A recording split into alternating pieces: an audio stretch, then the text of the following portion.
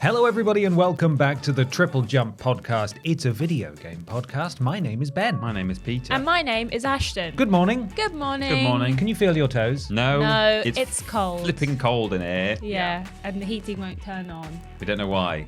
It's on, but it's not doing any heat, No. which is fantastic. Yeah. Really good stuff. This is our video game podcast. Welcome. We hope you're keeping warm at home. Each and every week, we're sponsored by a very real video game adjacent sponsor that helps us keep the lights on in this studio. Any sign of dead-end to this matter today? No, it's too cold. He's too cold to be here. Yeah, or it's too cold. Curled up in his nice nest somewhere. Jealous. I have the ad read this week. It's very timely. Yeah. It's the Game Awards branded. Yes! Yes! It's happening. Turning Oh on. no, it stopped again. What? It just Damn went and blew a big gust of cold air through the room and then stopped. You guys probably couldn't hear it anyway because it'll be cancelled out. It was a big noise. Yeah. It's the Game Awards branded egg timer. Okay. Right? Right. Game Awards was last week. I know that. Yeah. We all lost our minds watching it together. Yeah. We did. I'm aware of it. Yeah. So now you know exactly how many seconds you have left before your perfect egg is ready. Please wrap it Yeah. up. Well, that's what I was about to say. Oh, sorry. It's got functionality beyond just timing eggs. For example, if you're making perhaps a delicious burrito or breakfast wrap, it will handily tell you when your 30 seconds are up to wrap it up. Yeah. And then you know it's time to wrap up your eggs.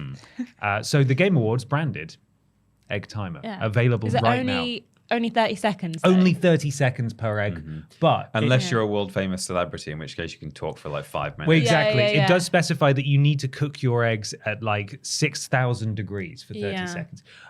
But there is an option that you can press it. When you start it up, it says, "Are you Anthony Mackie?" And if you say yes, then you actually have way more time. Right. Do you want to talk about your broken foot? Yes or Yeah. no? And then you can cook your eggs for much longer. But regardless, it always ends with, please wrap it up. And then you know it's time to put those beautiful eggs into your delicious whatever vessel you're going to consume your breakfast by. It's good that they're monopolizing on the thing that people love the most about the Game Awards, which was how little time they gave to the developers of the Yeah, game. given that it's called the Game Awards, Yeah, not yeah, here yeah. are some trailers. And I Yeah. mean, that's what I'm not going to lie, I watch it for the trailers. I'm Jeff not Keighley interested presents at all in Here the Are Game Some Awards. Trailers. Yeah. I'd But watch that. if you're calling it the Game Awards, and after this year of all years in terms of industry issues and layoffs, we should be celebrating those people. Well, Jeff thinks it's a platinum year of gaming. Yeah. It is a platinum It year is, of gaming yeah. in Jeff's world. Well, unfortunately, that's not actually real. Because, that's... What? That's crazy. They don't want to go into business making egg timers. Oh. Which is a shame. But they will still count you off after Yeah, 30 please wrap it up. seconds,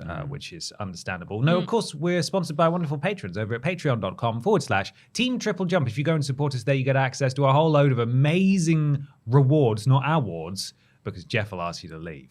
Rewards, including early access to worst and weirdest games and exclusive access to episodes of Main Menu and Rules Boss. New episode of Rules Boss, right? Yeah, that's the next one. Yeah. Coming at the beginning of next year. Very, very exciting. That sounds like it's ages away. The beginning of January, the beginning of next month. Yes. A few Beginning weeks. of next year. So yeah, that's it. That's what I've got to say about that. Thank you, patrons. We love you. A few housekeeping thingies to get out of the way. TripleJump is our website, of course. There you can find links to our YouTube, our Twitch, our Discord. If you want a cameo from any of us for Crimbles. We've got new merch coming soon to TripleJumpShop.com. If you want to go get some merch right now, though, you're both wearing some merch. Look at that. Ashton's wearing a lovely hoodie. Peter's wearing a lovely hoodie as well. Yes. Patreon.com, once again, /Team TripleJump. A few things out this week, isn't that right? Starting with Peter Austin. That's right. We have got every SpongeBob SquarePants video game ranked from worst to best. That one guy who always comments that he wants it, he's going to be so He's gonna happy. lose his mind. Someone always comments saying they Yeah, want it. every ranked list, like the top comment is by just the same guy being like, SpongeBob do Fan 69. SpongeBob ranked. Well, Well, guess what, I was homie, this is for you. I was surprised how many games there are. There's like it's about 50 or something. Maybe not quite that many, but 40 odd, I think, which It's a is lot. mad. He'll Yeah. be able to unsubscribe after that. Yeah, Like, he'll be like, "Thank job done. you." This Yeah. is all I wanted Thanks from so you guys. much. Thank Yeah. you. We're working through each one of your desired videos, and then once we've done your video, you can You can unsubscribe. unsubscribe one Yeah. by one. This Yeah. is our sort of Sisyphean task. Yeah. We're ever cursed to Yeah. slowly tick off individual requests. Yeah, yeah.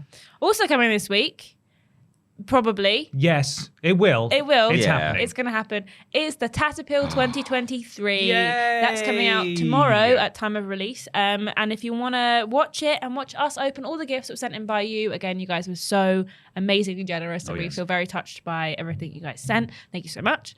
Then you can watch that tomorrow. Hunker down with a nice cold or warm beverage and enjoy what will be a heck of a long video. It's a chunky Indeed. boy It already. is chunky. At the time of recording, it's nearly edited and it's already quite long. So we, multiple Adobe Premiere issues pending. We hope you enjoy it on Sunday when it does release. A Game of the Year, that's coming really soon. Of course, we do our Game of the Year podcast, the first podcast of the new year.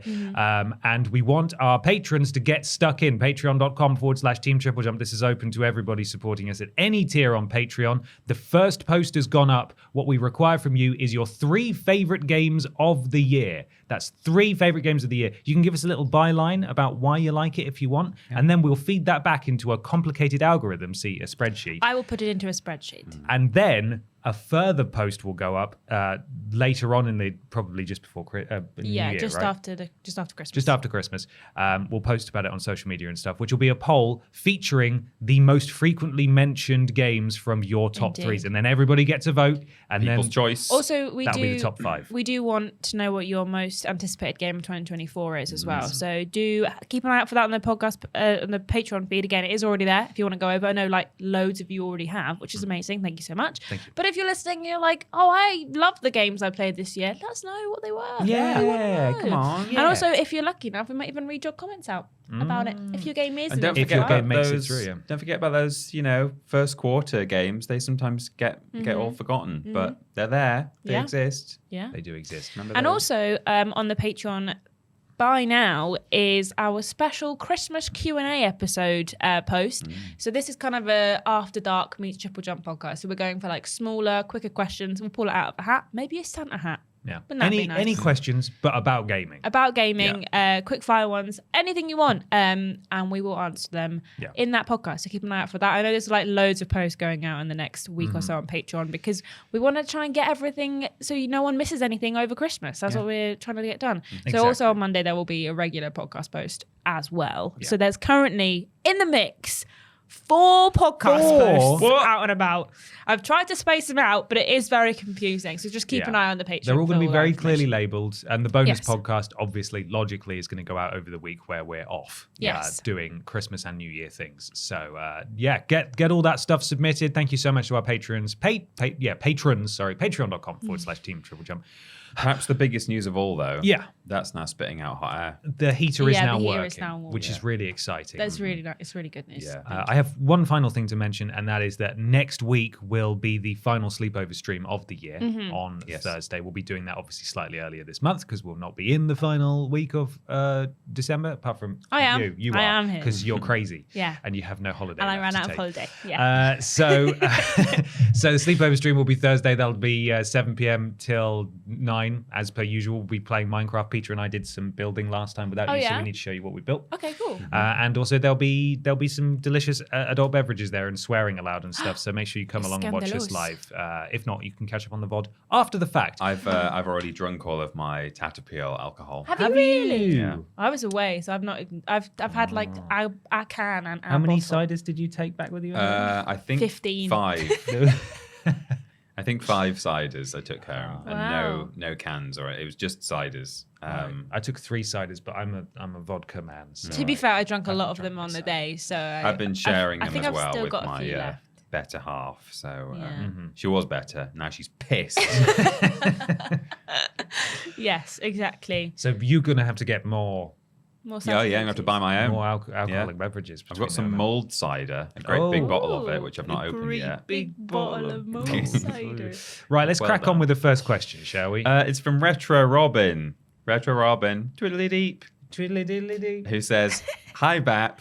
My topic this week is around the recent launch of The Day Before and the immediate closure of the studio behind it. Fantastic, they're Without called. the A. But without the first A, so it's fantastic. Fantastic. Fantastic. To recap, the game entered early access after a number of delays, and what was released was very far from the promised product, with Fantastic shutting their doors only 4 days after launch, citing bankruptcy and claiming the funds acquired through sales were going towards paying off their debts. Should the likes of Steam be more guarded with the ability for studios to launch a product? Should they be carrying out more due diligence on developers/publishers in an effort to protect consumers? Or will this approach simply harm indie developers? Much love, Robin. This whole thing is crazy. Yeah. Isn't Yeah. it? It's I didn't just hear madness. about anything to do with this until the launch happened. Well, it's weird, isn't seen it? A bunch of I'd seen that it was like the most wishlisted Yeah. game on Steam for ages, Whoa. and I knew that. I remember a little while ago when it got pushed back again. Everyone talking about the fact that this game's gonna come out and it's gonna it started off with such a high promise of what they had made and everything that they'd shown space off. game that's been in early access forever, the one that's can't remember what it's called. Star something. or Not other. StarCraft, Star Citizen. Star Yeah. Citizen, yeah. Kind of, but they weren't getting people to kickstart it. They initially put a trailer out that people loved. It looked really good and everything they promised sounded really good. And then they put a second trailer out where they kind of pushed back the release date by 8 months. And then a third trailer came out and they were like, that's not as good. This doesn't look anything like what you'd shown us before. Right. Some people accused it of ripping off other trailers and other content from games. Then they pushed it back again to this year and then again to December 7th. And then obviously it came out and was absolute total trash. Oh dear. But have you got a write-up? Yeah, can you right tell now? us Yeah, about it? I mean that's you've covered a lot of it there. It's been delayed multiple times. It was the most wishlisted game on Steam. Day before quickly became one of the most wishlisted games on Steam, sitting just behind Hogwarts Legacy until that game was released in February 2023. This is a really big write-up by Polygon, but I'm trying to find a bit where they basically were asking. Here we go. In June 2022, the volunteer thing. Fantastic was criticised for its use of unpaid volunteers in the development of The Day Before. As reported by Well Played, Fantastic boasted on its website that anyone can be part-time volunteer to contribute to the Fantastic community and get cool rewards, participation certificates, and free codes. Joseph Gordon-Levitt would like a word. 'cause Yeah, he that's would, what yeah. he tried to do many Some years of ago. that volunteer work included translation. I don't know if I'd trust just community members to translate my game, but sure. And community moderation. Other volunteer work was more opaque, according to Fantastic's since deleted website. Part-time volunteers can also offer unique skills to improve our projects or create new special features. But they later clarified in a statement that volunteer work doesn't relate to code writing or development itself, but other important things such as moderation, localization, or simply rooting for us and cheering us up. I really loved cheering us up because I man. just viewed all of these volunteers as the court jester. Yeah. Right. Thank you for cheering us Come up. in and do a court song jester. for us, please. But yeah, and this whole thing's madness. What happened? It's people are calling it the biggest scam. Yeah, people are of calling the it a year. scam. The way it ended, pretty much, is Fantastic have removed much of their online presence since this terrible launch. Oh, they've purged everything. Yeah, but an X account, it's called Twitter, Polygon, come on, for the studio still exists. And one of its final messages posted to social media reads, "This was our first big experience. Flip happens." Yeah. SH. In a reply to someone asking about when they're getting a refund, that was there. Yeah. But the CEO's gone. He's gone off Twitter, everything. He's disappeared. The YouTube channel got purged. Their Instagram got purged. Their website was purged. Everything. They were trying to wipe their entire existence off the face. They started changing all of their previous games. The name of the developer for all of these games started being changed. Their name there. Yeah, I mean, people were asking for refunds. Fnatic said, well, there's no money. We can't give you any refunds, even though, that people have been giving them money. The publisher was like, we're going to try and figure out with Valve how we can get you money back. I think Valve took on a bunch of the refunds and refunded about 100,000 people's games. Yeah. Because I think it says in the write-up, but it's quite a long write-up. It's 200,000 people pre-ordered the game. And of those 200,000 people, I I think it was like Over 50%. 98,000, if not more, asked for refunds and were waiting or have been given refunds by Valve. But yeah, it's a whole thing. Alex, our like in-house game developer guy who kind of knows how it all works, he theorizes that they moved from Unreal 4 to Unreal 5 and were using a bunch of assets in Unreal 4 that just didn't work in Unreal 5 and just didn't have the time or the knowledge to fix it. Is the game still up? No, you can't buy it. It's been unlisted everywhere. Okay. Unless you've already got it either installed or purchased, because it's an MMO, right? Yeah. So it's essentially who's hosting the servers? Is it players? they've like said like, oh, you know, because they have another game that's also online that wasn't terrible, and they've kind of not said anything about it. So at this point, I think the servers are still up and people can still play the games, but I'm not sure. But There've been some brilliant clips online of some of the glitches, like that one with the just like giant the Thanksgiving head. float. Yeah, just someone was killed like on the other side of the street, and they were just massive and floating through the sky. Really weird.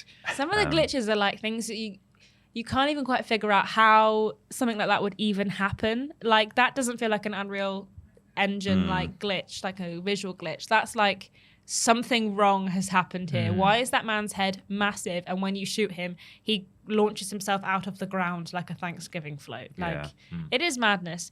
But essentially, it was a zombie hunting MMO. Was basically the premise. But in terms of Steam, well, I think as we're seeing, you know, at least Steam has its refund policy, and this could have been really bad in terms of the bankruptcy and the fact that the company has basically just disappeared. And it's like, well, where's that money going to come from in terms of refunds? Fortunately, the publisher is there as well. And as you say, Steam, I think, are stepping in or Valve are stepping in and sort of helping out here. I think as long as that remains in place, and there will always be the option to refund, and Valve have to just work it out on their end, like where this refund money is coming from, then the consumer is probably as kind of as protected as they need to be. I mean, Steam hasn't had a refund policy for that long compared to the lifespan of Steam as an app or a service. It's only relatively recently they brought that in, I think, if memory serves.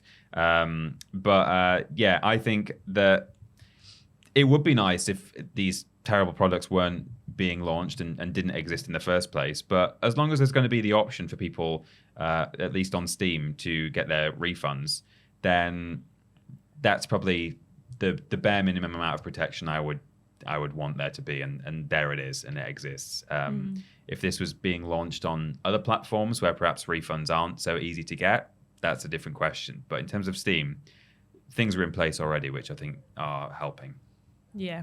I think that, unfortunately, there is so much guff on Steam. Yeah. Like, there's so many things that seem to be uploaded daily. It's got an absolutely enormous library of games, most of which are just like terrible kind of Candy Crush-esque games or My First Unity Project kind of vibes, which is fine. You know, they've got to go somewhere. But there is a lot of them on Steam. So I don't know if they'd ever have the ability to police everything that goes up on their site, and then they'd have to kind of pick and choose which ones they would. But I do think that if there's a game that's clearly, you know, it's being wish listed by so many people and it's on your wish list on your site, maybe that's when you kind of like look in and make sure that this game is actually what it says it is. Because a lot of those games, especially PC games, are normally made by smaller studios and are normally well met with a lot of good reception. So that's fine. But then you have something like this and it really highlights how much you can get away with on the PC gaming market in terms of like, you can just say you've made a game and no one's going to check up on it. I mean, I don't know how much policing Xbox and PlayStation do about games that go on their store. I mean, Not you've much. bought all kinds of My First Unity projects. Much, exactly. Yeah. So, you know, it's not something that I think the game distributors are necessarily in charge of, but I do, like you say, think that as long as there is post-launch kind of not ramifications, but things put in place to protect the consumer once you've bought something, then that's much better than just being like, well, it's not our game, we just sold you it, so it's not our fault. But hey, maybe they should check in on what's on their wish list and see how that's going. But until someone else starts doing it, I don't think Valve and Steam really have any reason to start checking in on what's coming out on their platform. Yeah, I think Steam has always been the sort of the Wild West, for better or worse. The sort of freedom of expression that's available by letting anyone upload pretty much anything has produced some amazing results, but it's also produced some truly, truly dreadful headline-grabbing results as well in terms of some of anime porn. Well, yeah, and it's just some straight-up hateful stuff has ended up going on there, and thankfully a lot of that stuff has ended up being removed after outcry, but I think ultimately what it comes down to in terms of Steam's own censorship is that if there was to be some more oversight from Valve on all this, they would have to pay people to do that, and also make less money because they're actively removing products that people will be paying for. They do have a duty and responsibility to the consumers, obviously, but as you guys have said, they do have a refund policy in place already. It's just sort of an exceptional circumstance, I would say, not quite on the level of Cyberpunk, which is when I think, speaking of other platforms, like Sony made the unprecedented move to delist Cyberpunk, which I don't think they've ever really done, never with a game of that high of a profile before. So these things do happen, but they, as I said, they are exceptional circumstances. So while I am very sorry for the people who deserve a refund and are not able to get one, at least Steam is attempting to make that happen, and Valve is attempting to make that happen.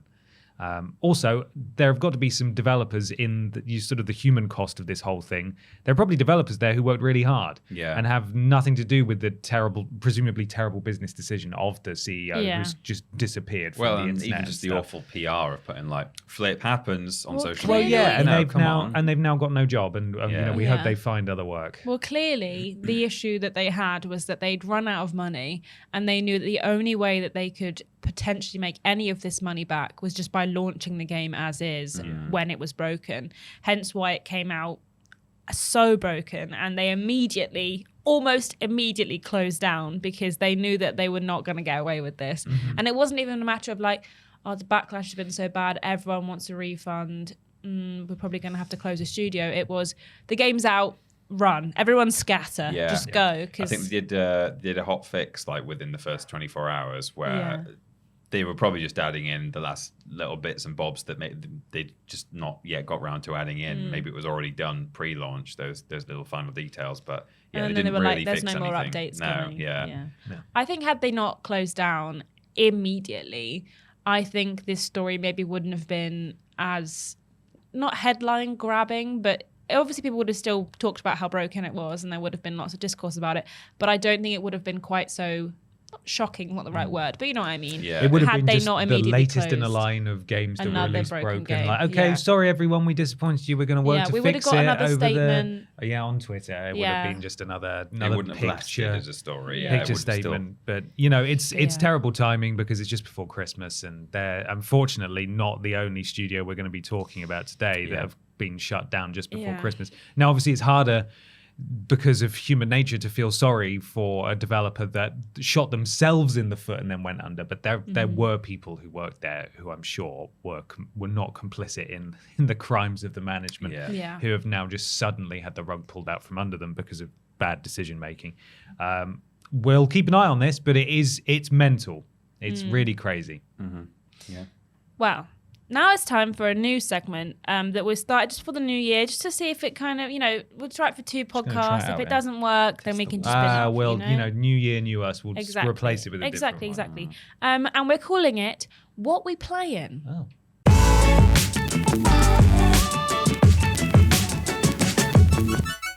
It's What We Playin' time. Time to talk about the games, what we have been playing. Peter Austin, what have you been playing? I've been playing Dragon's Dogma Dark Arisen. Oh. I nearly just said I've been playing Dark Arisen. The remaster? Well, it's was it remastered? It's certainly re-released. Yeah, it's got more stuff in it from the base game, because I had the base game on Xbox 360 ? I'm not really sure what I played it on, but a while ago. It must have been 360 because it was that sort of time. But then I've since got a copy of it. I had a copy on PS4 that I never really got around to playing. I had a physical copy. I don't know where I even got it from. Maybe I bought it. Maybe it was a gift. I don't know. And it kind of sat on the shelf for a while because I'd played through it already when it first came out. And then it was on PlayStation Plus in November. I believe, wasn't it? I'm pretty sure it was. I think it was. Sounds right. Well, I mean, I know it was. I don't know why I'm like hesitating. It November? was on. Yeah. Are you sure? Was Yeah. It might have been recently. I don't remember it being on there last month. I might be misremembering. I think it was. I can't bloody remember. I can have a look if you want to keep talking about That'd it. be good. Yeah. I'll check. I mean, I don't know because the point is, I wasn't playing it on Plus because I already owned it. But it sort of, I saw it on an article somewhere, which I think it was saying it's in the November PlayStation Plus, and I was like, oh yeah, that game. And I thought that because there's a good mechanic in Dragon's Dogma where you have your own character and you make them in the character creator, then you also make your pawn, AWN. Not ORN, who is your... It went into the extra catalogue Right. rather than a monthly game. Okay, so it wasn't one of the actual sort of Plus games, but I always get confused by those posts. Yeah. I'm like, Me too. we got 5 games? Oh, no. It's yeah, not. you just see Bloody- the R and it probably says it in They tiny make it text so hard to somewhere. find your monthly games now as well. I hate... Sorry, Karen. But yeah, I knew I'd seen it on a post somewhere in an image and was like, oh, that game. But you make your own character and then you also make a pawn who is your little friend, and they come on your adventures with you. And then it has this like semi-online component where it doesn't have multiplayer, but you can send your pawn off and it will play in other people's games. You can send your pawn to anyone. And it'll just It's start allowed. auto-playing Yeah. in other people's games. So you can have a team of 3 pawns, one including your own, and then 2 others that other people have created, which is a fun little thing. And one of the reasons that my copy had sat on the shelf for so long is because I have looked at it occasionally and thought, oh, that game. But then I've thought like, no one's going to be playing that. No one will be making pawns. There won't be any character created pawns on there that I can play with. But now there are some. People are playing that game. So I've had a lovely time. I will not be completing this game because it is very big. It's a Western style, like high fantasy RPG made by a Japanese studio. So that immediately gives you an idea of the kind of thing you're dealing with there. It's quite kind of it's grand in scale, and the fast travel is almost non-existent. So you have to sort of like run across the entire world a lot of the time. There are a couple of like little points, like nodes, where you can fast travel from one place to the next. But then when you get there, you still have to run like a mile to get to the thing that you want to do out in the wilderness. But it's a lot of fun, and I've just been enjoying getting reacquainted with that. So, Lovely. What's your pawn, please? my pawn is called Zoya, which is from something, but I couldn't think. Is that the thief from? Yeah, it is. Yeah, I was just Trine. sitting there. Yeah, from Trine. She's not a thief even. She's a little wizard. Archery. Oh, in your No, game. in my but I was thinking like I just want a fantasy name, and that came to my head. That is what it is, isn't it? Yeah. I've been sitting there thinking, what is that? And then just looking at you two, I was like, oh, it's my Trine friends. It's like, oh, that's who it is. Zoya had stolen the Trine. And Yeah. then there's a really, really big man with a really, really big hammer who is someone else's pawn, and he's called Brutus. Brutus. Wow. Someone has made. So Excellent. that's great. So yeah, I'm having a great time. I think it was Brutus. But the best thing about that game is that you do a lot of like fighting really, really big monsters, and you can climb on them as you fight. It's a little bit Shadow of the Colossus, yeah, but kind of small, like mid scale. They're not as big as that, but they're like, a dragon or something. You climb around, like stab it in the eye and stuff. A lot of fun. So that's all I've been playing though. That's taken all my time. Excellent. I've been playing some more Baldur's Gate 3. I'm having a great time with that game. I did, however, so there's a goblin camp pretty early on that you have to like take out or do something with, which I don't know if you watched the video actually. Sorry, just a bit of a sidetrack here. There was a video that someone put out, I can't remember what her channel was called, about Baldur's Gate 3 and how you can do basically anything in that game. And they asked the community, how did you tackle this goblin camp? Because it's quite early on. And she was talking about all these different ways that you could go about it. Like you could like befriend the goblin camp, or you could sell out somewhere else and the leader leaves, and then you can like kill all of the goblins that are there. Yeah. It was basically part of the discourse about which one's better, Spider-Man or Baldur's Gate 3. You should turn-based combat ruins everything because you've got no life. So you're having that conversation on Twitter. But yeah, basically Baldur's Gate 3, I've been having a great time. We did the Goblin camp, and then I went back to my camp to like rest up, accidentally started a fight with one of the characters, panicked, reloaded my save, and took me back to the beginning of the Goblin camp. No. Where it hadn't, for some reason, hadn't auto-saved for like an hour. So we lost all of our progress, and my boyfriend was very upset with me.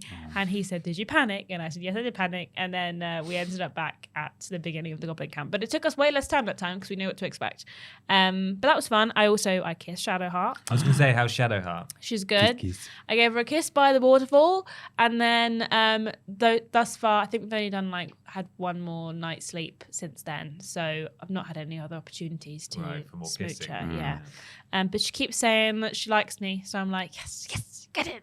And I've also recently found Karlach, she's this big, she's a big demon lady, and she's on fire. And I told my boyfriend that he should try and romance Karlach, and he said, "Why?" And I was like, "Because I think it's funny that you're a dwarf and she's a giant demon lady, and I think that would be funny." And he was like, "It would be funny." So I've been really enjoying that game. I've been having a great time, and I want to play more of it. Have to wait for my boyfriend to play with me. Play with Hello? me. Play it Play it with me. Thank you. Sorry, I couldn't get my words out. Boulder play. Yeah, because we've started this game now, and if I play it without him, he's going to be well upset. But I've been having a great time with that game, and I understand why everyone loved it so much. Like, I can completely get it, and I'm hoping that you guys will give it a go soon. Mm-hmm. Yeah, I've got time penciled in over Christmas. Me and New too, Year. yeah. I'm just that's my game that I'm gonna play. Yeah. It made me. I almost started it this week actually because I saw that post about the goblin thing, and I was like, I'm very excited to play it, but I was like, no, I can't focus on it at the moment. I should wait till Christmas. But yeah, I've also played something else, but I'm gonna keep that for review corner in a minute. Ooh.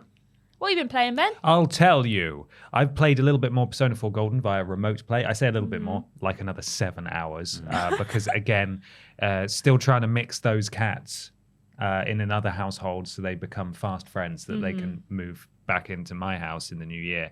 So just sort of sitting in a room with my very aggressive and scared cat who does not want to be there, trying to soothe her, and I just sort of have to sit there for several hours. So I brought my iPad and played some more Persona 4 Golden, following the guide. Had a fantastic time, still sort of just chipping away at that, and enjoying it. Remote play continues to be good stuff. Good soup?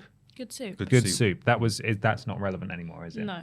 What was the window of? God, I was like a year ago now. Yeah, but how long was it relevant for? Was it like a week? 2 weeks. Yeah. 2 weeks. Good lord. Good soup. Yeah, Peter and I love it now because we understand it. Yeah. So, yeah, that was good soup. Power Wash Simulator. Oh, love that game. That was on PS Plus this month, and so I downloaded that because I thought, you know what? I've heard this is a great chill game, and it is. Yeah. And I cleaned the first van by myself. Then I started cleaning a garden by myself and was like, Jesus Christ, this is taking ages. It's massive. I need some help. So then me and the boys had a bit of a catch up because we're always looking. There are 6 of us, which makes it impossible to find a game to play together. Power Wash Simulator, 6 players, requires precisely 0 brain power whatsoever. Yeah. And you can just have a nice catch up while so we cleaned an entire fountain. Yeah. It took us an hour, and there were 5 of us actually, because the 6th person couldn't download it in time. But 5 of us meticulously cleaned this giant fountain while just having a nice catch up, and it was perfect. Isn't Great it so for that. good? Yeah, oh man, I love that game. I sit and I play it on my own. I cleaned that entire fountain on my little lonesome. How long did that take you? I don't know, like a while. Yeah, But I put a it's TV huge. show on in the I was background. going to say, do you listen to stuff while you do just it? put something on in the background. Same with like House Flipper or Disney Dreamline. Normally just put something else on in the background and clean a house or something. Very satisfying. It's very good. I returned to Final Fantasy XVI and I've also got a little something to talk about in Review Corner. Although, for clarification immediately, we got it wrong in our Game Awards wrap-up or recap last week on the podcast. What? It doesn't sound like us. The DLC called The Rising Tide, which has Leviathan in it, isn't coming out until early next year. There was another DLC called Echoes of the Fallen that released immediately, and that's the one that I played, and we got a code for that, so I'll talk about that in a minute. But after I did that DLC, I had just a little sneaky look at my trophy list, because I thought there's got to be a few things I can tick off, right? And then I spent half an hour just like polishing off a couple of things, so I got a few extra trophies in that game, and the rest of them are all like combat, very specific combat related, or finish it on stupid difficulty, which I'm not going to do.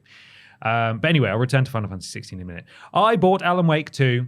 I did it. What? Oh, yeah? I took the plunge. It is a game that is out. And no, this game obviously has a significant following and people bloody love it. And I didn't like Alan Wake 1. Not a great deal. And as I said at the time, I think it was a game of its time, sort of 10 years old. And then Control, I thought was great, but also I didn't get it the same way a lot of other people did, in that I wasn't blown away by Control. I think it might have had something to do with the fact that the hype dial was like turned all the way up to max, because everyone was saying how amazing it was, and I played it way after the fact.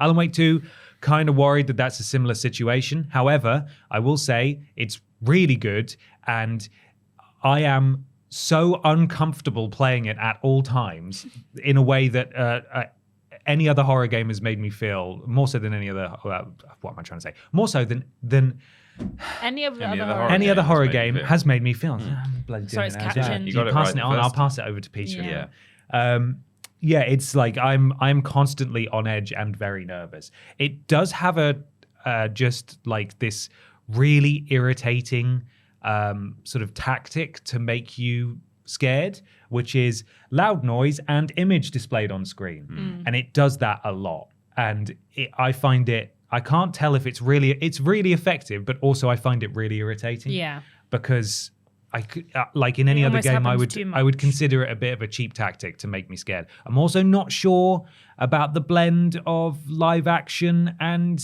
actual gameplay, because that feels a bit weird sometimes. It's also a very self-indulgent game. I would argue, like, it's so meta that sometimes it feels like Remedy's having a great time playing its own game while I'm just sort of like peering through the window, like, Right. I don't understand what's going on in there. Help You're me. having so much fun, and I wish I was as well. But having said all of that, it's really good, and I'm like maybe 10 hours in now, and I'm working my way through a particularly spooky area, and I'm not having the best time with it because it's spooking me quite a lot.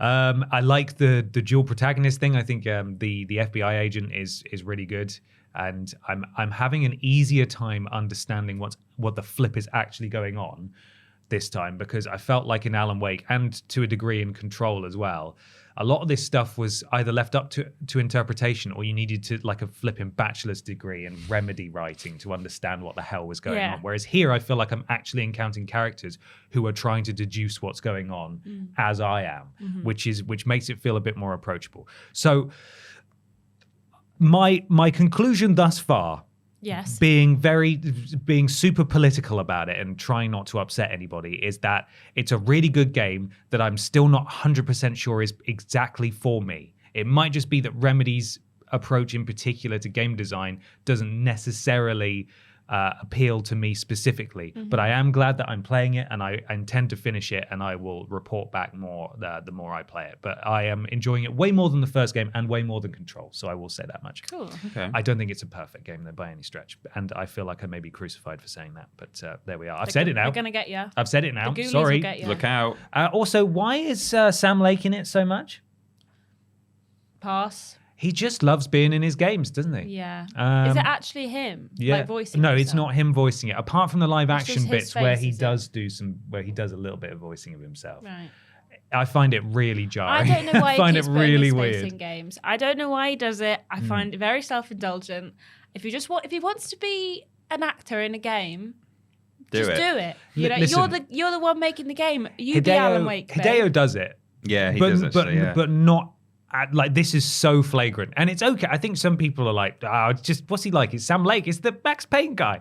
But I find, having seen him talk about Alan Wake so much, and obviously having just watched the Game Awards, I find it so unbelievably jarring that it's just that's the guy who That's Sam Lake. That's Sam Lake. That's the Remedy man, just in the game being voiced by a different. It's really weird. Do you know what? Actually, it's weirding me out. I would like more developers, like head devs, to put their faces in games. You reckon? Yeah, next I think a lot of them are actually. You enjoyed, Borderlands. in, I like, want Randy picture Pitchford. frames. It is. They normally put their photos in. And Yeah. stuff. Well, I say normally. just Or They like, often yeah, do. but I mean, like, I want to be playing Borderlands, and I can go and see Randy Pitchford in the game.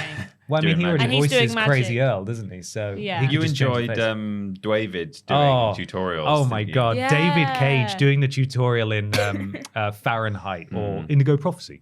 That is like peak developer cringe, where he just walks out and there's like polygonal PS2 David. He goes, "Hi, I'm David Cage. I'm the developer of this game." It's like, what are you doing, David? David, Get why are out of you here. So yeah, Alan Wake 2, really weird game. Very nerve-wracking though, and as a horror game, I think it's one of the most effective horror Maybe games I've we'll played have in to play it ages. on stream or something. Or do you think it won't work for a We do stream need game? a new I think game. it could work as a stream game, but I will have played it all. Yeah, but already by that point. but Peter had played Resident Evil 4 and you had played I Resident had played Evil 4. Resident Evil I was 4. the only one who hadn't played Okay. it, so at least only one of us would have played it. Yeah, maybe it's true. maybe we'll play it in the We new could year. we could do it as a stream game. We'll have no flipping clue of what's going on, but Yeah. It's Yeah. fun, isn't But it? that's sort of what happens with Alan Wake anyway, isn't Yeah. it? Right? Isn't that the idea? Well, yeah, I suppose so. I feel like I'm being very critical, but I want to be clear that it's because I'm coming into this game having heard nothing but good things and it having just won a load of awards that I'm like, okay, it's nitpicking time. Here I come. Thing is, like, I'm happy for The it. tweezers. Congratulations, game, on your Yeah, reception. absolutely. But I couldn't be less interested in playing it. I've never liked the idea of Alan Wake. I don't mean I don't want to play it on stream, but I just mean in terms of playing it at home. Don't know. It just doesn't appeal to me at all. And it's not. It's not that it's too spooky for me. It's just I don't know. It's just a bit too Edgy. yeah, kind of edgy or just like dark. Like I think I said this before. Like I mean, I don't mean dark in terms of themes. I mean visually dark. I don't want to like wander around in the dark all the time in my games. Just doesn't seem very exciting. Yeah. Well, it's a critical darling. Will it be my darling? We'll find out next week when hopefully I've finished it. Maybe. I don't know. And that's all I've been playing. Should we go to that corner? I would love to.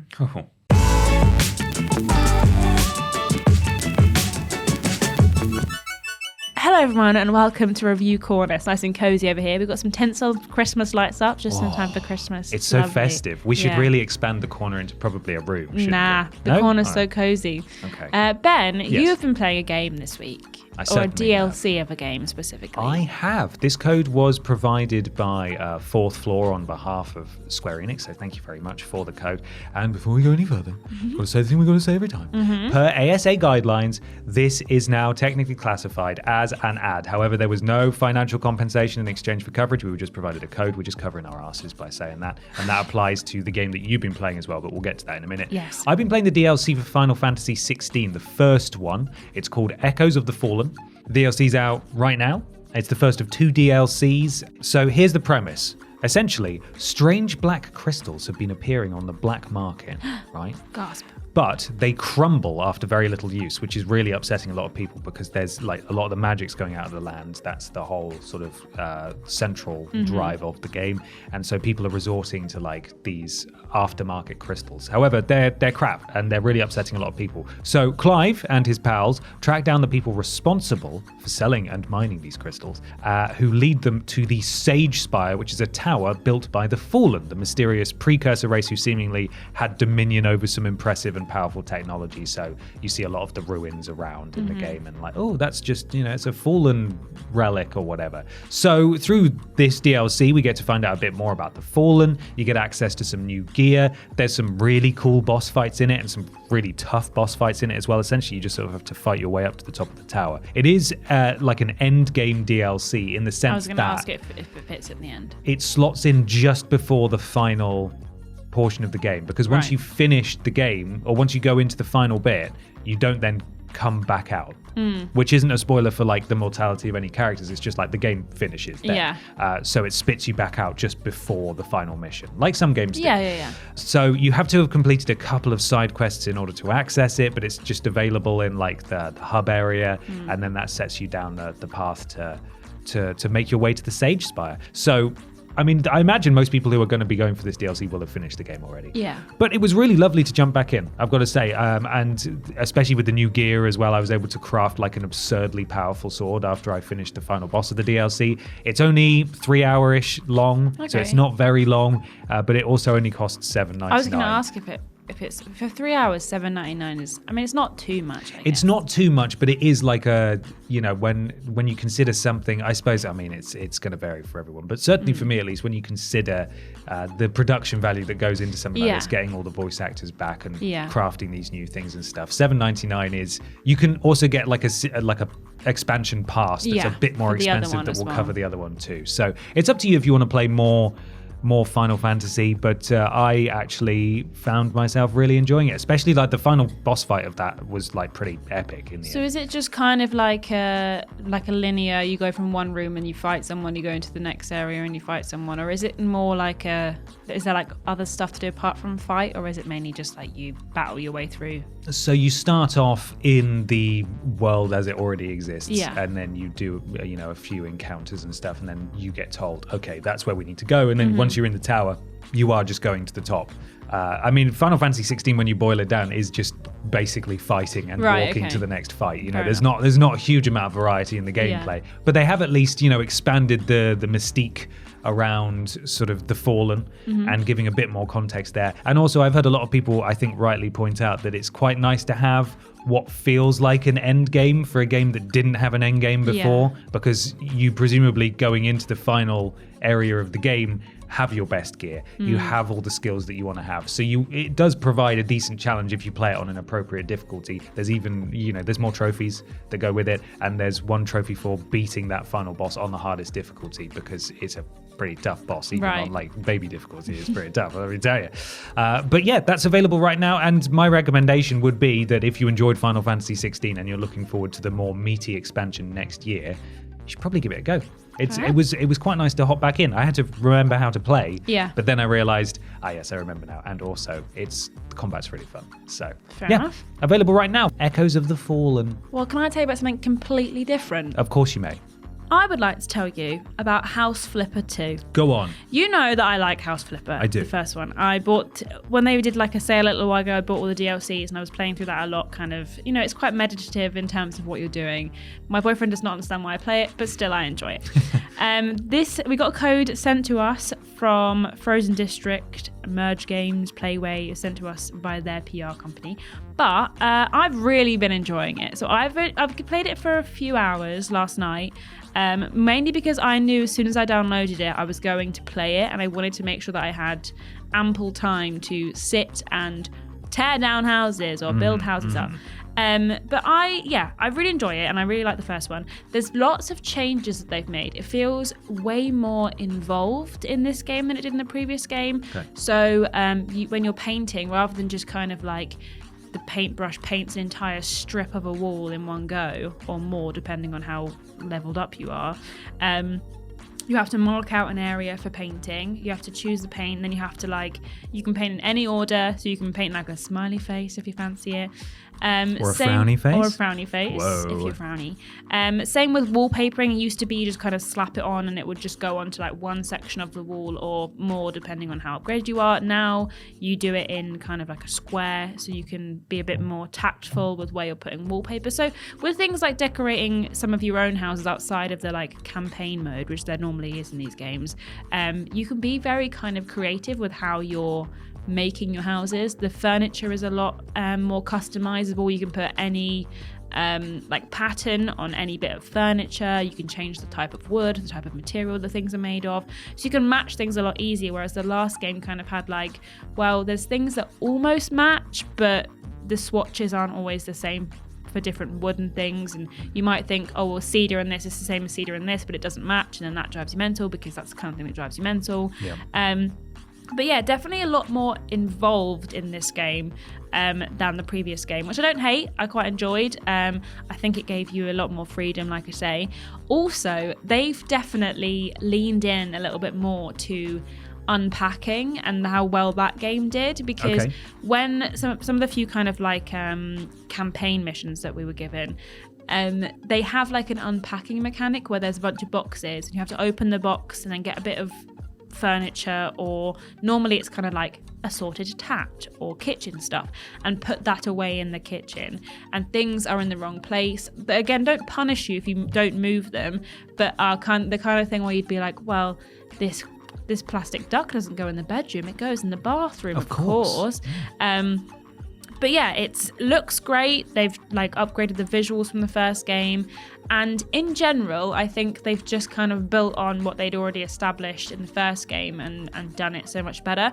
I do think that potentially they may have overcomplicated it in places, like, and not in a way where it's like, oh man, this is so complicated. In a way where it's like, it's just an extra step that like I probably wouldn't have needed them to add if they didn't really feel like they had to. Like, for example, and it's so ridiculous, when you're cleaning something, so when you upgrade your cleaning ability, you get a spray and you press like the R key to spray, and then that makes cleaning quicker. Whereas I'm just gonna scrub and scrub and scrub. Right. But yeah, like I say, I've been really enjoying it, and I do think that if you're a fan of the first game, then there's just more of the first game if you fancy it. Amazing. So it sounds like there's been a lot of quality of life improvements. Yeah, definitely. I do think it's a little bit more confusing about how to access some stuff. They've moved a lot of the menus around in the store for like furniture and wallpaper and stuff. And I do think it's not always the most clear when you're accessing like a wallpaper rather than like a paint finish or something. I got a little bit confused towards the start of the game when I didn't have all the abilities, because you unlock them by doing some of the campaign stuff, and I kept getting wallpaper out when I was like, oh, I thought this was paint, like how do I get to where I need to get to? But I've figured out the menus now, but it just took a little bit more teething to get into the menus and stuff, because they are very different than the first game. New Zen game for you, do you think? I think so, yeah. I mean, I've played almost all of them in the first game. I do still feel a bit more inclined to go back to the first game, because I do think, like I say, it was simpler and it did kind of like, you could really switch your brain off with that. Like there was no thinking really involved. Whereas this does have a little bit more thinking, but it is also more flexible and more free, and you can decorate the houses a lot more how you would like to, rather than say how they've like, you've not got as many limitations, which is nice. So for fans of like The Sims, who are like really into kind of decorating and making things look nice, then this is definitely a step in the right direction for them. But if you enjoyed House Flipper for the simplicity of, well, I just have to aim at wall and press button to go, this might be a little bit more complicated than you want it to be, but I still think it has its merits, and it will definitely suit people who are fans of the first game. Fantastic. Do you know when it's releasing? It's out now. Okay. It released on Thursday, so it is out right now if you fancy playing it, and it's on PlayStation 5, Xbox Series and PC. So brilliant. Fancy giving it a go? Why don't you give it a go? Fantastic. Should we leave the corner? Yes, let's. Can you turn off the Christmas lights on the way out of the corner? If I have to. Thank you, Ashton. It's time now for question 2. It comes from Ferris Wheeler. Fantastic name. Holy conglomeration, Batman. Before even taking its first steps, it seems the proverbial baby's been tossed out of the bathwater yet again. The new Free Radical studio under the banner of Embracer Group, boo, has closed. This brings us ever closer to having to face the question, with so few large companies owning so many studios, what happens when one that is too big to fail finally does fail? What will happen to all those poor studios when Embracer Group collapses under its own weight? Keys. It says Keys Keeps, actually. It does say Keys Keeps, sorry, actually. I have a little write-up here from PC Gamer by Andy Chalk. It appears that... Charlie's brother. We did that. Yeah, I know. Do you remember Charlie Chalk, Ashton? Charlie Chalk, Ashton. No, and Continue. I still don't understand it. As first rumoured in November, Timesplitter Studio Free Radical Design has been closed. The studio website has been scrubbed and now bears a simple message saying 404, company not found, sad face. while multiple employees have said that today was their last day. Free Radical was originally founded in 1999 by ex-Rare developers and the creators of GoldenEye 007 and Perfect Dark. Free Radical found success with the quirky shooter series Time Splitters, which debuted in 2000 as a PlayStation 2 launch title, with further sequels in 2002 and 2005. Princess. Huh? Princess, I've got some more food. That's Charlie Chalk. Thank you.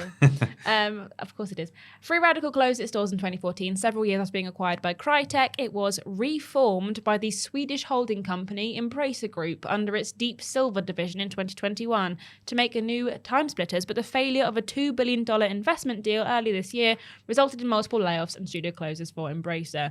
And then here's a quote from Free Radical QA manager Kevin Ellis. Oh, I've got that as well. This is a sad quote. It's so sad.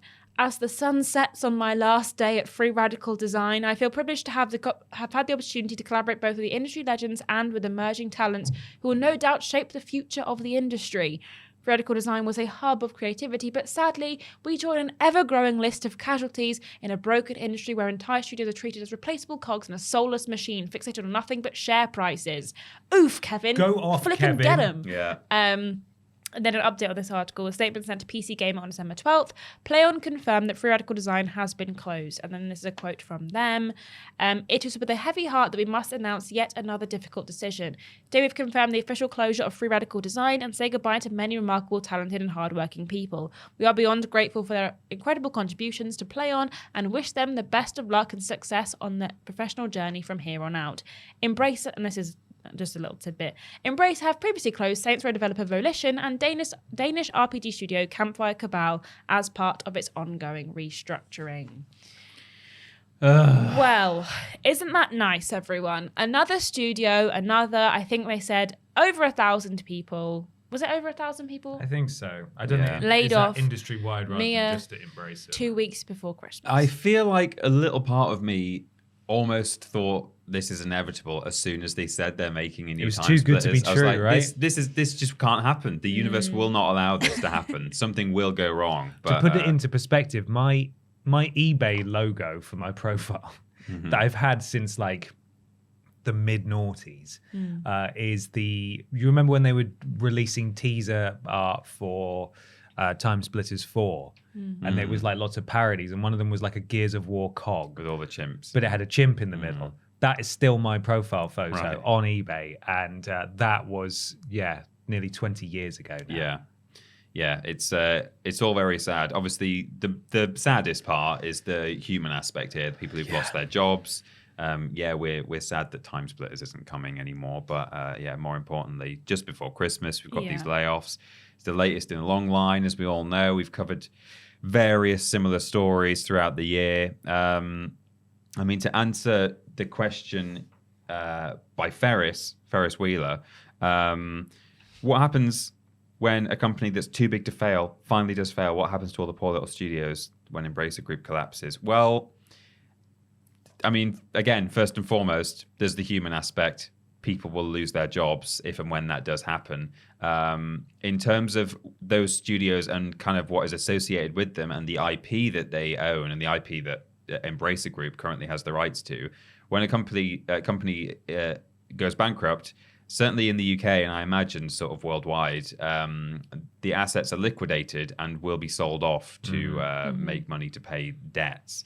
It's potentially the second time it's happened to THQ. Yeah, which is unreal. That's right. So in terms of what will happen to various franchises that are maybe under Embracer Group that you are a fan of, such as Time Splitters, if there was a great big collapse, then they wouldn't cease to exist, and neither would they be held by some sort of entity that is no longer running or working, and they're just lost to some sort of concrete case that will never be opened. They, in theory, would be passed out to other people, sold off to other people. So I don't know. It's worrying where this is going. In a way, not that I wish any more company closures on anyone under Embracer or elsewhere in the industry, but in a way it would almost be nice if we like ripped the band-aid off and Embracer did just collapse? I was literally thinking that exact same thing. Like, I've got my bow and arrow, and I'm like aiming for Embracer Group and desperately trying not to hit anyone else. It's like a balloon that's slowly letting go. Yeah, exactly. Release all those people. Sell it off now. Just start selling stuff. Who could hopefully go off and do better things elsewhere. The issue is they own so many that I don't even think if they started selling off studios that there would be enough people to buy them. Like, they're so massive. I mean, we've already seen that they've been trying to sell off Gearbox for ages. They just bought Gearbox and immediately tried to sell them off, and nobody wanted to buy them because everyone's full. Everyone's pockets are empty. At the I mean, if to buy it again, if there was a huge collapse for Embracer and they literally went bankrupt and liquidated all their assets, then I imagine if there weren't any buyers or there weren't enough buyers for all this stuff, then the value of certain companies within Embracer might sink so low that like those actual employees could potentially, maybe buy out their own company if they wanted to make a go of it and if they had the capital to do so. That's not going to be possible in every case, but maybe that's one thing that could happen. If there aren't enough buyers for everything, then maybe the studios themselves could kind of go independent or by themselves. Unfortunately, we've been seeing a lot more in the last few years. Big name companies consuming smaller dev studios, and we've been saying for a while that this is objectively not a good thing, because when something is being held up by one hand, it only takes one too many things for everything to fall down. And I feel horrible for all of the devs and all of the studios that sit underneath Embracer, because what may have started out as a very exciting prospect of being part of the Embracer Group and being owned by whatever Embracer Group is, I honestly couldn't even tell you who they are, really. Just a bunch of people with too much money. But as much as it's great at the beginning of yes, amazing, we're getting all this funding from this big studio, they really want us to develop our game. Now it feels a bit like the Hunger Games, in the sense of only one of you may survive, and if you don't succeed in either putting a game out quick enough and putting a game out that works well enough and has a great critical reception and gets lots of money into our pockets, you're gone, you're dead in the water, basically. And the weirdest thing was they were buying really straight, initially at least, buying anything they could get their hands, really weird IPs and obscure small studios that obviously have every right to exist, but they aren't going to make them the next blockbuster, with all due respect. No, exactly. And it obviously felt a little bit we're starting small with some small studios with interesting IPs, we're getting some stuff in, but now obviously there's no list that is easy to find of everything that Embracer Group owns. There's it's not easy to figure out exactly who they own and what they're doing with them. So it's hard to know how many of these layoffs are coming as part of Embracer Group. We obviously know a few names like this one, but it is, oh man, it's just such a shame. And unfortunately there's nothing we can do about it. They're in Crystal Dynamics now. They do. Yeah, they do. There's nothing we can do about it. We just kind of have to watch the Jenga tower fall, and it's not great. It doesn't feel great, and I feel so sorry for everyone who works for Embracer, who must constantly feel just living in fear. This is going to be the last week of my job. If this game doesn't launch now or we're done for. And I join the very, very long employment line in the game industry now. Yeah. But like Jeff said, platinum year for gaming. Platinum year for gaming, really good stuff. So good. Yeah. So, I'm completely out of my depth here, legally speaking. We all are. But I think this should happen before they collapse, but especially in the wake of them collapsing. Mass unionization of gaming workers. That we've already seen a huge increase in that this year, which is really good stuff. Lots of sort of portions of companies voting to unionize. I think the QA testers at ZeniMax or Bethesda have unionized now. They're a union, which is fantastic to see. So they will get more protections there. I think more involvement and oversight from local governing bodies as well when companies are just buying other companies willy-nilly, which especially in hindsight, which I appreciate is a difficult thing to predict ahead of time, it seems that Embracer's entire business strategy was essentially a gamble on getting $2 billion of investment, which is shocking and so unbelievably irresponsible that, as I said at the time, it feels like it should be illegal. Yeah. It doesn't feel right. Well, they've been a bit dodgy with it, really, in the sense that, like, when it came to Microsoft buying Activision, it was such a big one purchase that obviously everyone was involved. But they've been, like, gradually, slowly snapping up the next thing and the next thing and the next thing, so much so that we hear the news, but, like, everyone's kind of, by the time they're, like, this isn't right. They've done something else. They've got the next thing, or you know. Most of these studios are European, and I feel like the EU should probably be taking notice of this, and perhaps there be much stricter rules in place before such things are allowed to happen. Which I appreciate probably impedes a lot of business movement and maneuvering. However, I mean, this happens. This is literally an example of why, as you said, this having one person hold all of the apples is a bad thing, because everything's at risk. I do wonder I agree that mass unionization is a good thing, but I wonder if that would have helped in this case. Like, it can certainly help with workplace conditions and the way you're being treated and how much you're being paid and what your rights are. But if the conglomerate that owns you says we're selling such and such a thing, there's probably not a lot a union can do in that instance. Which no, is a you're shame. right. It would have to be. I know you know that, but it would have to be like a union where all of the companies owned by Embracer Group are part of one union, and they say we'll strike if you sell they'll that. say- Against Embracer. Yeah, you say, well, if you close down this studio, then we're not going to produce games for you. Yeah. It would certainly help for the workers to be it better should organized, happen, is what I mean. But like if there's no money left, I mean, your union's not going to do a great deal. As you pointed out, Peter, whatever's left of Embracer would be sold off. So you'd like to hope that staff, entire studios, and IPs would end up going somewhere else. And also, I've also written down that studios, if they have the capital themselves, can become independent. You'd like to think something like Crystal Dynamics would be independent. Gearbox could be repurchased by Randy and his pals, potentially. We saw this happen with IO Interactive when they left Square Enix. They bought their independence and also the Hitman license and another license as well. And they're absolutely thriving. They've got studios all over the world now. So that from the ashes might rise a new phoenix. However, this situation should never have come about in the first place, and it's terrible. And our thoughts go out, especially to Free Radical. That's like, why do they keep doing this to us? It died, and then Crytek brought it back. And then it died, and then Embracer brought it back, and it died. And we didn't get any time splitters that entire time. No. They still haven't re-released the original ones, which I think is just...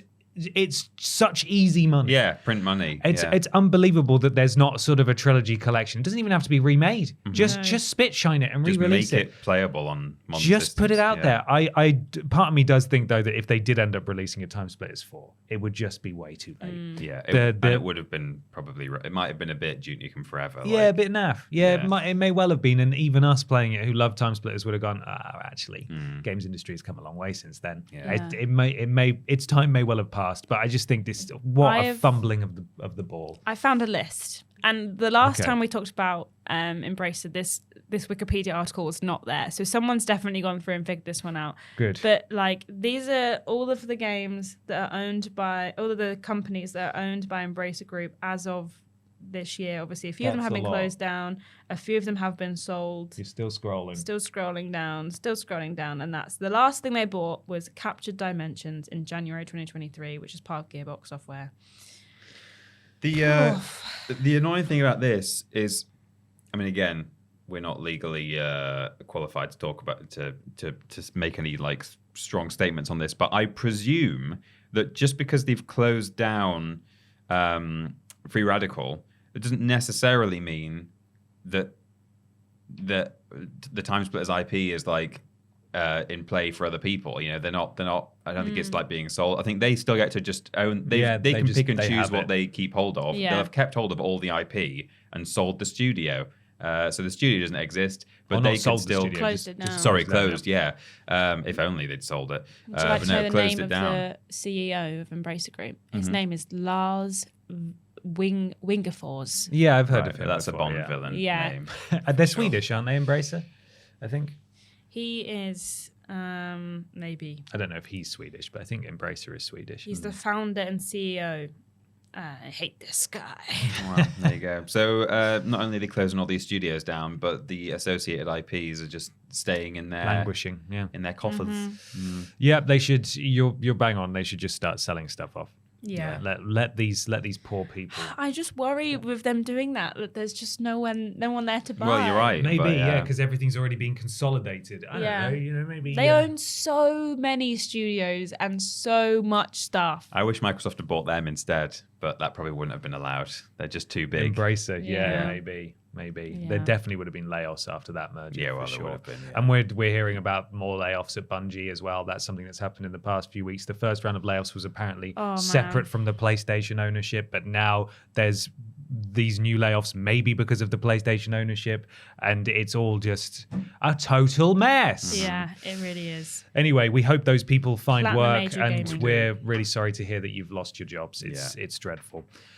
Shall we move on to something that segue into talking about something strange? Yes, please. Yes. Weird news. Weird news.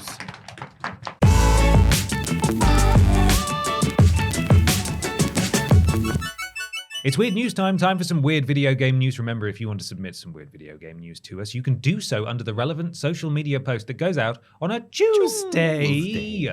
However, if you'd like to guarantee a shout out at this point in the podcast, you need to go to patreon.com/Team TripleJump and sign up as a podcast producer. Just like GY Goliath. Nicole Hansen. Duncan Wilson, Katie Garrett. Eric Siu. Potato Shack 99, Chip. Chris Thompson's Thumbs. Melody Elbonet. Nexus Polaris, Gabrielle Philippink. Blake Thomas. Janet Wicks. Wicks. Great Giggity. And Sharma Nomo. Thank you so much. Thank Some you. new names on that list. Welcome, as well. Lovely new newbies. names. Thank you, Yeah. podcast producers, very much very much. indeed. You got some weird news there, Peter. Got some weird news. It was submitted by Jonathan Wong on Facebook. Top fan. Top fan. I didn't see, but probably. I mean, Yeah. he's I in see here him every all the week, time, so I would yeah. So assume busy. so. Top fan Jonathan. This is written by Kenneth Anderson, according to metro.co.uk. Donald Trump was going to be a playable fighter in Tekken 7. Oh. Ooh. Which Tekken was this and when was it coming out? Tekken 8 is coming out next year, so Oh. Yeah. yeah. So this is the previous Tekken game, Okay. which Most came recent out. one. I think it was when we were at What Culture Tekken 7 came out, because I covered it. Let me look. Oh, right. Okay. Well, yeah, this was... Oh, right. Okay. I'm just trying to work out if they made this decision Well, I'll tell you. before... Yeah, okay, go on. If it wasn't for an upset Uber driver, Donald Trump might have been throwing combos in Tekken. What? Yeah. Well, you'll find out. It was Okay. released to arcades in March 2015. Oh, right, a while ago. Yeah, it comes out on arcades first and then console about a year later normally, or two. 2016 it came out on console. Right. Part of the fun of Tekken games is there are so many different types of fighters, from the serious boss man Jin Kazama to Panda, the giant panda. Tekken 7 launched with a whopping 36 characters in 2017, but it could have been 37 if the original plan to include Donald Trump went ahead. Why? This was revealed after Tekken streamer Level Up Your Game posted a video of himself on Twitter where he pretended to be a new character in the game under the name of Law of America. This got the attention of Tekken director Katsuhiro Harada, who shared a story of just how close we were to seeing former US President Trump as a playable character in Tekken 7. I mean, it would have been fun to like beat him up. Yeah, that's true. A commenter joked that they thought Law of America was Trump's reveal in Tekken 8, but they didn't realize how close to the truth they were. Harada shared a story of when he and Tekken producer Michael Murray were in the US when Trump won the election in 2016 and started talking about putting him in the game. This is a quote now. "If I recall correctly, there is no licensing fee for making character goods or games about the President of the United States, is there? There's a lot of buzz around it, so why don't we put him in the game?" Harada said to Murray. Michael and I had a blast. There's a lot of buzz about it. Yeah. Yeah. The new Gross president. oversimplification of the whole thing. Michael and I had a blast talking about Trump's fighting style and the rage arts idea for a moment. That's a kind of super move that you can do kind of almost like once per round, pretty much. Harada shelved the idea of Tekken Trump, however, but not because it wouldn't be funny. We're on a quote again now. Then I cooled down and sealed the idea. Why did I seal that idea? Because the driver of the Uber we were in at the time started blasting off at 200 kph, that's 125 miles per hour, while calling out, "Flip Donald Trump." I rate that guy. Yeah, 5 stars. Apart from the speeding, but other than that. Harada didn't specify which game in the Tekken series they considered adding Trump to, but Trump won the US election in 2016 and Tekken 7 was released on consoles in 2017. Oh, I was wrong, sorry. That's what this is the Metro, so I'm not sure. Unfortunately, Harada didn't go into detail about what fighting moves they were discussing for Trump, but if you've been a grappler or an all-out fighter, we'll never know, and that's probably for the best. I agree. It is probably for the best. Yeah, it's for sure for the best. Weird, though. Yeah. Weird I've got news. some news from @Aaron Pristelski on Twitter. Sorry if I said your name wrong. Thank you so much for submitting. It's from The Gamer, not The Gamer Ant. No. Oh, I don't want your cookies. Go on. Oh, they're Then the chocolate gamer chip. rant will be over. But it's by Joshua Robertson. Valve is telling off Steam Deck owners for sniffing vent fumes. Oh, If you ever found yourself occasionally taking a big whiff of your Steam Deck exhaust, Valve wants you to cut it out. Steam Decks are a pretty nifty bit of kit, just in case you've never seen what one of them is. It's a pretty beloved system among PC gamers who also love nothing more than mashing their nostrils up against the handheld's exhaust and taking a big whiff of the fumes. You can find countless Reddit threads and other social media posts about the Steam Deck owners who seemingly can't get enough of the smell that comes out of their Steam Deck exhaust, with a more recent post complaining about how the smell of the Steam Deck OLED's exhaust is different to the base model. We have fellow vent sniffers at The Gamer, so we can relate, but Valve itself would rather people cut it out and recently told us all off for doing it. vent sniffers What sounds like a is Reddit. that? We have vent sniffers at The Gamer. Yeah. Okay. If you want to admit that, good Yeah. for you. Reddit user Metapod100 recently asked Steam support whether sniffing the Steam Deck vent is safe or not, thanks Kotaku, explaining that while the whole vent sniffing thing is more of a meme than something that normal people typically do, they actually quite like the smell when it comes out of the handheld. That question was met with a reply from a probably rather concerned customer support agent who advised against doing it for the safety of their health. What could it possibly smell of? Just hot electrical components, yeah. like Sort of like any other device. Sort of like a chemically And smell. whatever dust you've got in the vent. Yeah, some lovely skin. Some lovely crust of bread or something.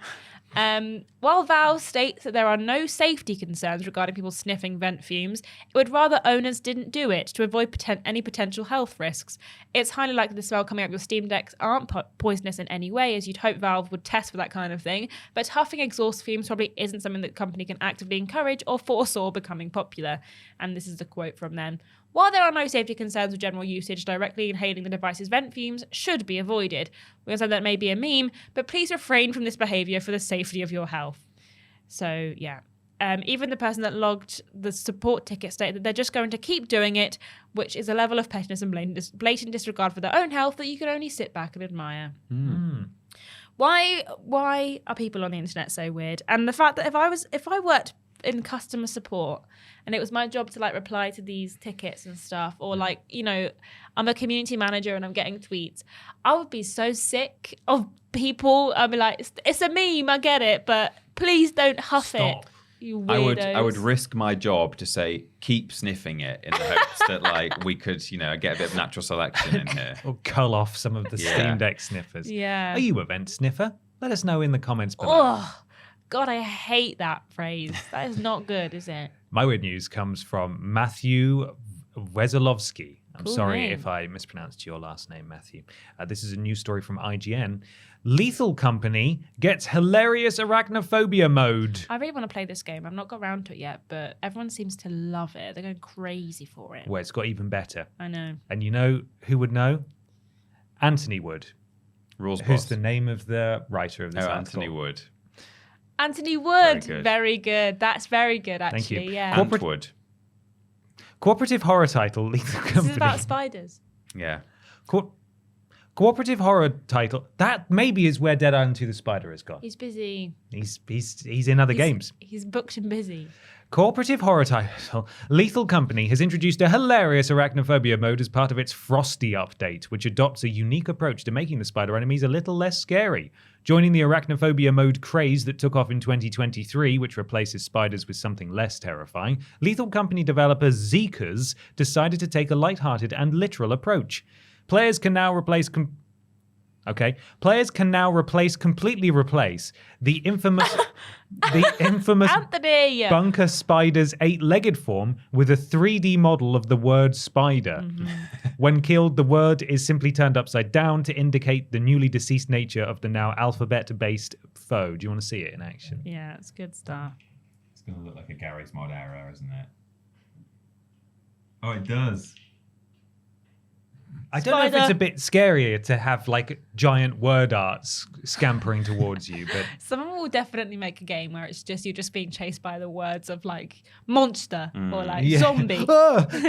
Lethal Company took the horror gaming community by storm when it entered early access on the 23rd of October, with many praising its spooky gameplay loop and proximity voice chat. It racked up 100,000 concurrent players in a month and spawned countless viral moments, blah, blah, blah. And there we are. That's my weird news. So if you're playing Lethal Company and you're scared of spiders, I liked don't bother. There was a picture of it and it was like the spider's trying to come through the door, but because it's kind of like... It's too wide It just now. says pider. No, the pider's here. Hey guys, are there any spiders out there? No. It's just a pid. It's just a pid. You just look at it, it just says, It's time for the big discussion.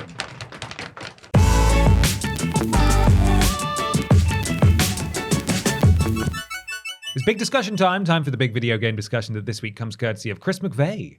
Hi, Bap. Hi. Hello. The ESA has finally confirmed the news we've all been pretty sure of for a few years already. E3 is no more and will not be returning. It's been such a slow death that everyone's already done their eulogies, so I won't make you repeat yourselves. Instead, I wanted to ask you what you think this holds for the future of Jeff's various shows that have sort of taken E3's place. Summer Game Fest and the Game Awards exist solely because of his industry connections, and Gamescom Opening Night Live came off the back of the TGA's success.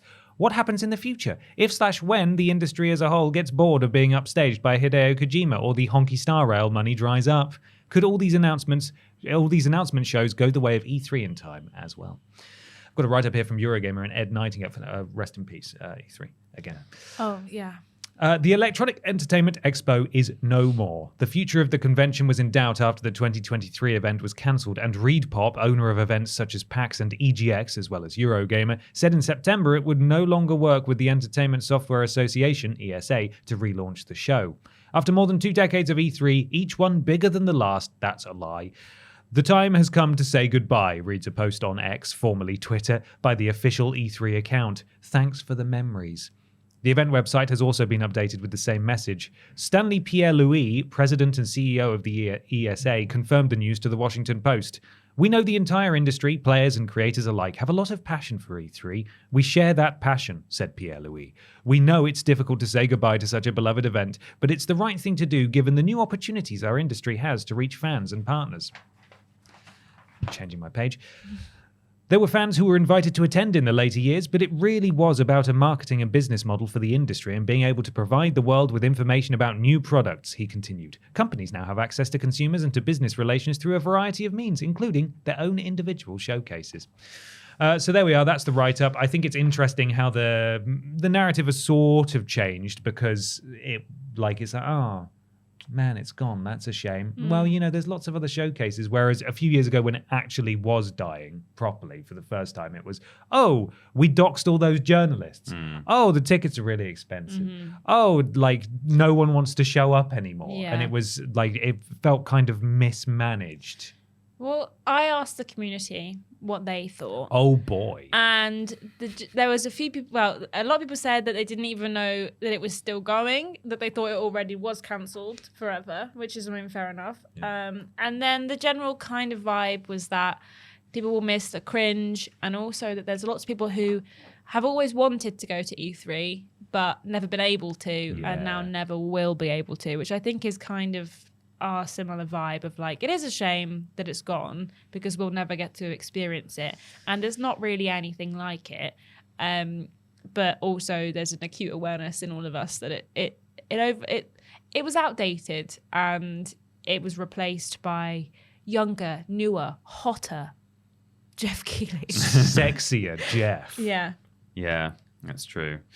I mean, I certainly don't think that could all these announcement shows go the way of E3 in time as well, as Chris asks. I don't think that is necessarily likely to be the case, or certainly not for the foreseeable future. I mean, you know, the gaming landscape and just general kind of media and marketing landscape changes over the decades, and maybe in 20 years' time, we'll be looking at a completely different industry, a completely different media world, and by that time, then yeah, it might not be appropriate anymore. But certainly for the foreseeable, I think there's always going to be some kind of gaming showcase event. It'll be in Fortnite. Yeah, well, maybe. Everything's in Fortnite. I think it's interesting what has happened with the Game Awards this year and the discourse that happened afterwards. Like, it was all fairly negative, which isn't the first time that's happened. But historically, I think one thing I can say for in Jeff's favor is that when people have complained about stuff in the past, he does seem to kind of acknowledge it and like pivot based around that. So like when people rightly complained, why were there no women at all at a previous event? Following that, I think a concerted effort had been made to include some women in it, which is, you know, that's, I mean, that in itself you could argue is tokenism, and that's not really what you want. But at least, you know, he made efforts to rectify those problems. And I do wonder if going forward, we might see more time for people to speak on the Game Awards, and potentially we might see a slightly better balance between awards and trailers and stuff. And so in that sense, I think it could be worse that the thing we're left with is Jeff Keighley's collection of various shows that he does throughout the year, because if nothing else, he does seem to at least try and improve them based on feedback, which you could argue was not necessarily the case for E3. It was just kind of stagnating and just doing the same thing over and over again. I think maybe one day, yes, the showcases we currently have will die, and they will be replaced by something very similar / better. You know, it's just a kind of the circle of life, if you will. The Gamescom opening night live will probably eventually not be hosted by Jeff Keighley and will be something else entirely. And maybe Gamescom will go the same way as E3 and we'll have something else to replace it. Eventually things will go. And I do think that this year we've definitely seen a kind of more vocal shift in the reaction of people to Jeff Keighley's shows, like you say, with the stuff about not including any women or just general disappointment. I think he's become a bit more aware of like the vibe that he's been giving off, and he's trying to, you know, temper expectations for a lot of these shows as well. Yeah, he has been, hasn't he? Sometimes don't get excited about whatever. Yeah, there's nothing. We've not got much new stuff. It's mostly updates, which is fair enough. I think that the backlash to the Game Awards, I think we'll have to see whether that changes anything next year. I would be surprised if things have improved next year, given that it's just kind of been seemingly getting gradually worse in terms of everything that we complained about last week, which we won't go into again because we'll just get upset again. He did say that he thought they were playing the music too soon. Yeah, he went straight on Twitter and said, he said even towards the end of the show, he'd already had a word and said, can you not do that so much, please? Yeah, exactly. So maybe we'll see some changes being made, and maybe it will be less corporate greed, but we'll have to see, won't we? But I think that eventually these things will go and will be replaced by something else. They will change, and they will hopefully, you know, adapt with the audience and see what we're doing at a time. I don't want it to become one day that we're just doing like TikTok announcements and that's all you get.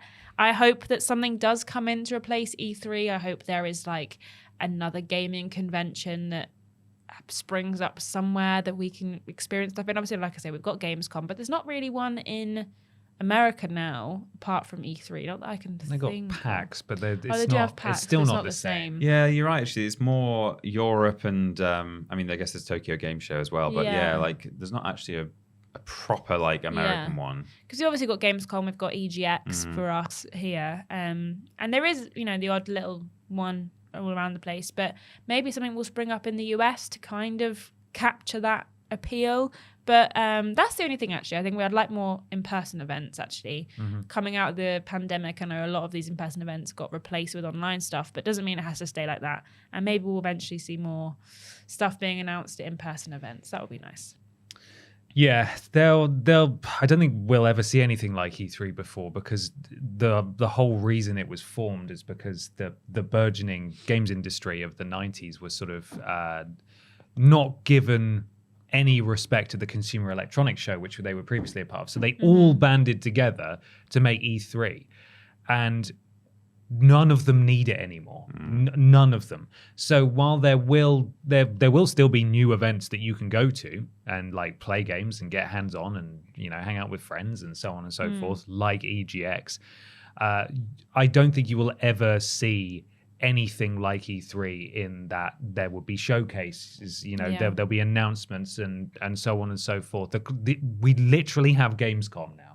That's sort of what we're down to. Yes, some stuff comes out of TGS, but it's nowhere near as prevalent as it used to be. There was a time when PlayStation had like a press conference at TGS and they would announce things. It would be more Japan-centric stuff, but they would do things like that and you could tune in live. They don't do that anymore. They haven't been to E3 for ages.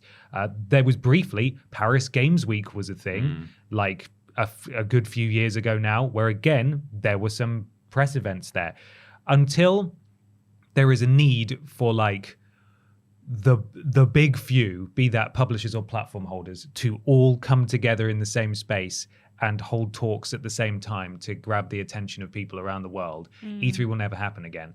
And nothing like it will ever happen again. And as I said, none of them need it, which is a shame, because I do echo the sentiments of the people in our community, in that I always wanted, like, not from a fan perspective, but from like as a career goal, I always wanted to go to E3 and cover it, and that's not an option anymore, and that sucks. That is a real shame, but it was outdated, and they didn't adapt with the times, and that's just how it is. Do you think Jeff will tack on a little conference as part of Summer Game Fest? If he'll take this as kind of the moment to... What, like as in an in-person... Yeah, like an event. Thing. Well, we talked about this before, didn't we? There was some confusion of, like, maybe it was Summer Games Fest this year, where he'd said previously it had been announced that there would be an in-person element to it, and then when it came to the thing, there was no hands-on. Well, his in-person thing was just, you can come to the theatre and watch me do my show. Yeah, but there was like, but there was you're right, but yeah, it was like misreported or something. Yeah. Some people thought there was going to be hands-on. If he was going to do that, now would be a great time to do it, because E3 now definitely doesn't exist. But then really fill that hole. But equally, I kind of feel like if E3 has now gone the way it's gone and no longer exists, maybe that's a sign that it might not be financially sustainable to put on a show of, or certainly not of that scale. And I guess he would have to build up to it if he did want to add some sort of hands-on component, because we know that certainly on smaller scales they can work reasonably well. Like Gamescom still seems to be doing okay, at least for the time being. So yeah, he could include a new E3-esque aspect. Yeah, indeed. Yeah, exactly. It's time for Jeff Key. But yeah, he would have to scale up to something like E3. Like, certainly, you're right, Ben. We have other things, but we will never see something that big with a presence from all those people making actual first reveals of huge things like consoles. Not necessary, but I wish they still, like, I wish it was treated with a reverence where it was like, yeah, we don't have to be here, but we want to be here because it's an industry institution. I mean, they still do all of their like big shows in the summer. At least they have done the last few years since E3 died. They still do these events, and we're still calling it not E3 week. Exactly, it's still kind of all at the same time, apart from Sony, who like to be different. But they're still doing it. So why? And I say why, and I know the reason why, but like, why not just hang out in a warehouse? Yeah, why don't you all just come to the same warehouse and then you can just do like shows over the course of a week or something? I think part of it is probably, I mean, I know some of them do still do live showcases, but others don't do their stuff live anymore. It's all pre-recorded streams. And I think that they probably like the the security of that, like knowing that no one's going to jump on stage, no one's going to fall off stage, the message, no one's going to say the wrong thing, trip while they're dancing, and there's not going to be a problem like someone trying to play live and the controller not working or whatever. I miss it. I miss awkward executives who do not know what to do. That's what I miss the most. You know, that was really fun. Yeah. Sometimes we get a little bit of cringe at like Summer Game Fest. We got a lot at the TGAs. The TGAs. I think it was intended. But it wasn't cringe in the sense of like it's an awkward man who doesn't know how to speak. It was cringe in the sense of like, why is Simu Liu telling us about how he broke his foot? Yeah, it's because no one's told him not to. That's the problem. Exactly. In terms of answering the actual question, as you guys have said, I'd like to think that Jeff is listening very closely to all the feedback. But as is the nature with all things, everything will come to an end or be outdated, and it'll be up to Jeff and his cohorts to see if they can adapt with the changing times.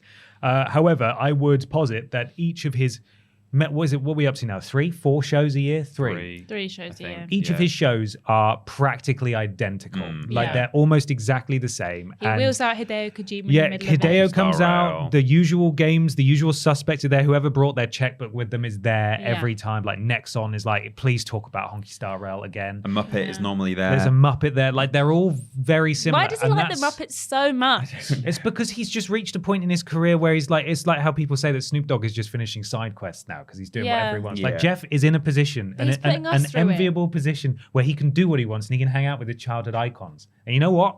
Stop it. If he wants to hang out with the Muppets, can he do it in his spare time? Just can you do it when there's there's like a private performance? A Muppet product to promote? I always expect 2 years in a row now. I keep thinking that they're going to say, do a Muppet game. Don't forget to play Muppets the video Muppet game. Mayhem. No, it's not. There's nothing to promote. It's a fighter. Just Gonzo. And the chicken and Monster. Animal, not Monster. Animal, sorry. He is a monster, though, on those drums. Am I right? So I think straight. what he needs to do is differentiate the different shows. Like, truly, if you want some variety, if you want to ensure longevity and, like, freshness, have a show that focuses on the awards. Have one that focuses on indie games. Have one that's like that you partner with specific brands. So like do a PlayStation one, do a Nintendo one, do an Xbox one, work with them. Make sure that all of these have an identity. And you know what? If he flips up and he drops the ball and like no one wants to watch his showcases anymore because they get advertised like 12 different variants of the Steam Deck over the course of 3.5 hours, then we've got lots of alternatives already. Just to name drop a few.